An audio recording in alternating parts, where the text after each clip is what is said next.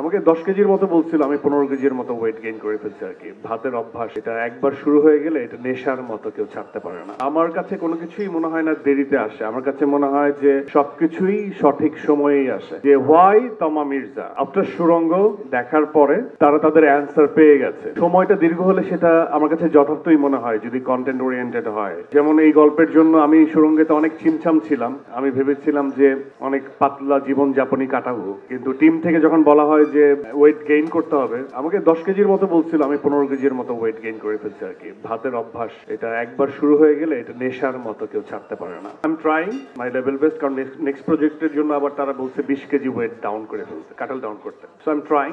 আমার মনে হয় যে আমার কাছে কোনো কিছুই মনে হয় না দেরিতে আসে, আমার কাছে মনে হয় যে সবকিছুই সঠিক সময়েই আসে। আমরা চাইলেও সেটা আগে নিয়ে আসতে পারি না বা পরে নিয়ে যেতে পারি না। সো আমার কাছে ঠিকঠাক মনে হয়। দর্শকের জায়গা থেকে যারা দর্শক, যারা আমার ফ্যানরা, তারা কিছু ইমোশনালি তারা চায় যে অনেক বেশি কাজ করি, কারণ তারা প্রতি ইভেন্টে অনেক কাজ দেখতো, সেই জায়গা থেকে কাজের সংখ্যা অনেক কম। তো আমি যেহেতু একটা কমিটমেন্টে বিশ্বাস করি, আমি বলেছিলাম যে যখন আমি সিনেমাতে কাজ করব তখন আসলে অন্যান্য কন্টেন্টে আমাকে খুব বেশি একটা দেখা যাবে না। সো প্রথম, দ্বিতীয়, তৃতীয় 3-4টা কন্টেন্টের ক্ষেত্রে হয়তো একটু সময়টা বেশি নেওয়া হবে আর কি। প্রথম সিনেমার বাবাকে ছিল, ভাইকে ছিল, বোনকে ছিল, তো এইটা আসলে আমার এক্টারের মধ্যেই নাই। নায়িকা কে হবে? প্রথম ছবির নায়িকা যখন তমা মির্জা হয়, অনেকেই প্রশ্ন করেছিল সোশ্যাল নেট মানে মিডিয়াতে, আমি খুব কম থাকি, যে হোয়াই তমা মির্জা আফটার সুরঙ্গ দেখার পরে তারা তাদের অ্যান্সার পেয়ে গেছে। কারণ আমার কাছে মনে হয় ওই চরিত্রটা তোমার থেকে ভালো পুল অফ কেউ করতে পারতো না, এটা আমিও বিশ্বাস করি।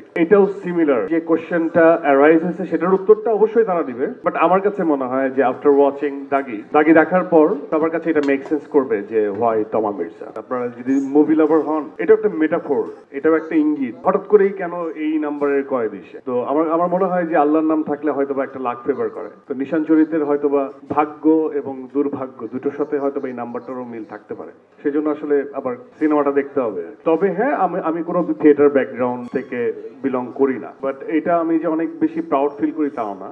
অনুশাসনের মধ্যে দিয়ে একজন পারফর্মারের বড় হওয়া অবশ্যই উচিত, কারণ সবাই হয়তোবা আমার মতো ব্লেসড হবে না, সবাই হয়তো বা আমার মতো লাকি হবে না। আমার সাথে যেটা ঘটেছে সেটা হচ্ছে যে আমি কাজ করা শুরু করে দিই এবং সেখান থেকে একটা ফিডব্যাক পাওয়া শুরু করি, এবং তখন আমি রাকেশ ভাইয়ের সাথে কথা বলতাম থিয়েটারে জয়েন করব, কারণ আমি এটা প্রফেশনালি একটা প্যাশন থেকে করতেছি, কিন্তু আমি প্রফেশনালি অ্যাক্টিংটাকে ডিল করতে চাই। তো তখন অনেক সিনিয়রই আমাকে বলেছে যে তুমি যেহেতু রেগুলার বেসিসে এখন অভিনয় করছো, তুমি থিয়েটারের যে সময়টা সেটা মেনটেন করতে পারবা না। তার মানে কি, যদি না করতে পারো ডেডিকেটেডলি, তাহলে সেখানে জয়েন করার কোনো মানে হয় না। আমার কাছে মনে হয় যে আমার কাছে তখন এই যখন থিয়েটার ব্যাকগ্রাউন্ড থাকে না, তখন একজন সিনিয়র মেম্বার আমার কাছে থিয়েটার বা আমার কাছে ইনস্টিটিউশন হয়ে কাজ করে, যারা আমার কো আর্টিস্ট। তো আমি অনেক সিনিয়র যাদের সাথে কাজ করছি, তারা কিভাবে কাউন্টার দেয়, কিভাবে এক্সপ্রেশন দেয়, অ্যান্ড ওই প্রতিদিন কথা বলতাম। সো ওইটাই তখন আমার কাছে থিয়েটার, একজন কো আর্টিস্ট আমার কাছে তখন থিয়েটার ছিল।